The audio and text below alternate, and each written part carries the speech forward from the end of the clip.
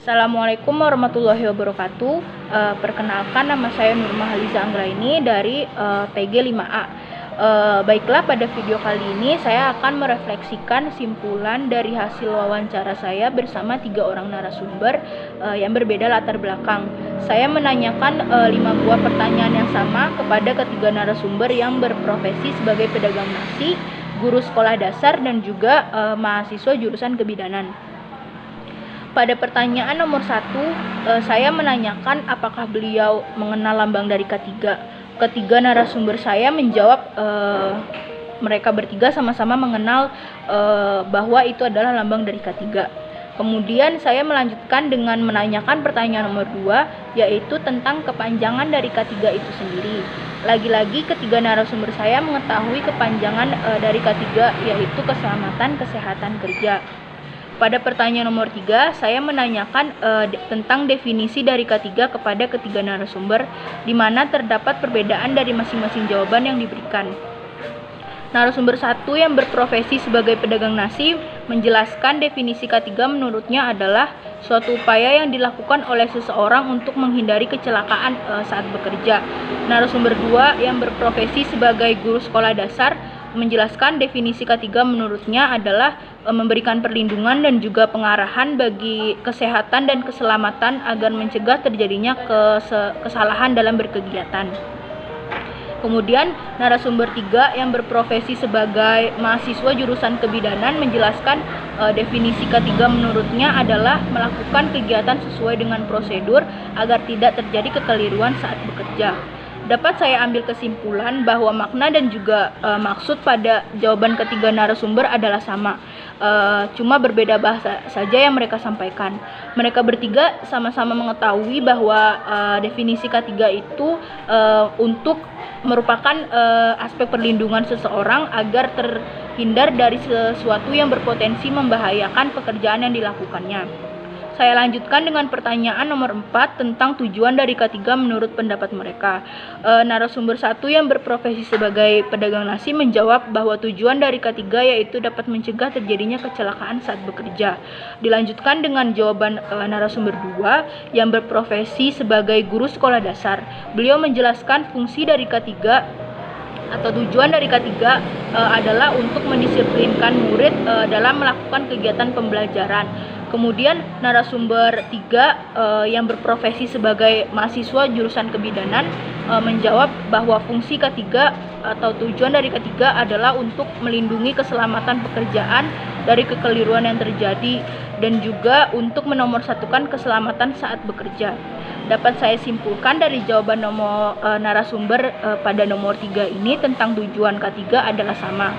Beliau sama-sama mengatakan bahwa maksud dari diberlakukannya tujuan K3 adalah untuk menjamin keselamatan setiap orang yang berada di tempat kerja.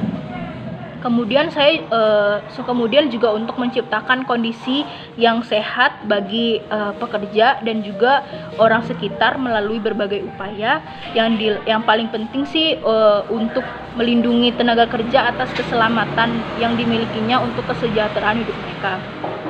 Kemudian dilanjutkan dengan pertanyaan terakhir tentang apakah ketiga narasumber sudah menerapkan K3 saat bekerja atau berkegiatan dan apa saja contoh kegiatan tersebut. Narasumber 1 yang berprofesi sebagai pedagang nasi menjawab bahwa beliau selalu menerapkan K3 dalam memasak dan juga diterapkannya kepada semua pekerja yang membantu usaha beliau. Salah satu contohnya pada proses pemasangan gas LPG ke kompor, kemudian juga pada saat mengangkat makanan yang baru matang di wadah besar yang masih panas ke piring saji. Kemudian juga pada saat memotong dan juga memasak biar tidak terkena minyak. Kemudian masih banyak lagi contoh lainnya yang beliau jelaskan secara detail langkah-langkahnya kepada pekerja agar terhindar dari kecelakaan saat melakukan kegiatan tersebut. Dilanjutkan dengan narasumber 2 yang berprofesi sebagai guru sekolah dasar. Beliau menjawab contoh penerapan langkah-langkah K3 kepada muridnya dalam berbagai aspek seperti melaksanakan kegiatan rutin piket kelas dengan memberikan arahan mengangkat kursi bagi yang laki-laki dan juga menyiram bunga serta menyapu bagi yang perempuan. Selain itu juga dilakukan pada proses praktikum mata pelajaran ilmu pengetahuan alam, di mana para siswa bertanggung jawab untuk menggunakan alat-alat laboratorium sesuai dengan petunjuk dan arahan dari guru serta bertanggung jawab kepada alat-alat tersebut setelah digunakan. Dan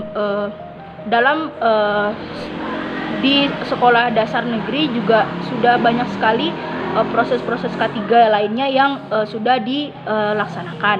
Untuk narasumber 3 yang berprofesi sebagai mahasiswa jurusan kebidanan, beliau menjawab penerapan K3 yang sudah dilakukannya banyak sekali. Salah satu contohnya pada proses persalinan ibu melahirkan dengan mengetahui pembukaan pada saat persalinan. Agar baik proses persalinan itu ibunya selamat, bayinya juga selamat, dan juga beliau mengetahui langkah-langkah K3 untuk membersihkan bayi yang baru lahir. Kemudian juga menangani pasien yang kecelakaan dengan memberikan pertolongan pertama pada kecelakaan. Dapat saya simpulkan bahwa dari pertanyaan nomor 5, setiap narasumber dengan berbagai macam profesinya menjawab pertanyaan sesuai dengan kegiatan yang mereka jalani.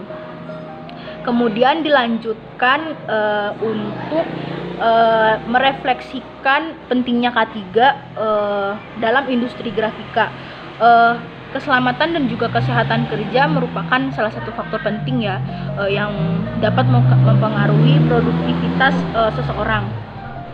Resiko kecelakaan serta penyakit akibat kerja sering terjadi karena program K3 tidak berjalan dengan baik. Hal ini dapat berdampak pada tingkat produktivitas seseorang pada umumnya kayak gimana gitu. Terus kecelakaan kerja disebabkan juga oleh 2 faktor. Yang pertama adalah faktor manusia itu sendiri dan juga faktor lingkungan. Faktor manusia itu seperti tindakan tidak aman dari manusia seperti melanggar peraturan keselamatan kerja yang sudah diwajibkan atau kurang terampilnya pekerja itu sendiri. Sedangkan faktor lingkungan yang mempengaruhi yaitu keadaan tidak aman dari lingkungan itu sendiri atau lingkungan kerja yang menyangkut antara lain pada peralatan dan juga mesin-mesin. Hal ini sangat berkaitan erat dengan seberapa penting K3 dalam industri grafika, di mana setiap prosedur yang dijalankan